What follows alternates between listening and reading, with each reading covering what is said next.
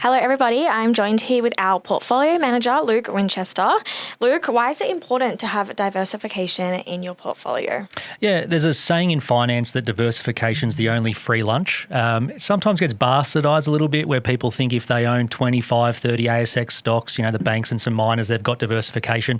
Not quite. We need to think a little bit more broadly than that. So what we're trying to really flesh out there is that there's some inverse correlations between asset classes and geographies. And if we put together a balanced portfolio, we can capture the upside that we want to get in our returns, but also really minimise that risk. So diversification can be pretty important in building that balanced portfolio, and we do need to think beyond just ASX shares. Yeah, absolutely. What is the most common mistake investors make with portfolio management?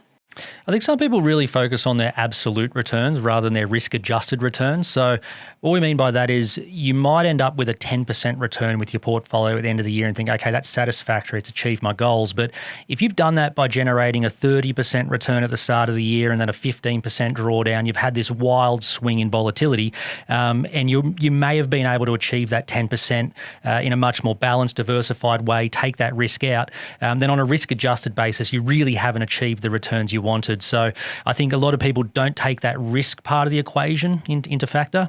And so when they're looking at that absolute return, they sometimes miss. You can achieve your goals without capturing that downside as well. If you would like to book a free portfolio review with Luke here at Barclay Pearce Capital, you can reach out to us via the link.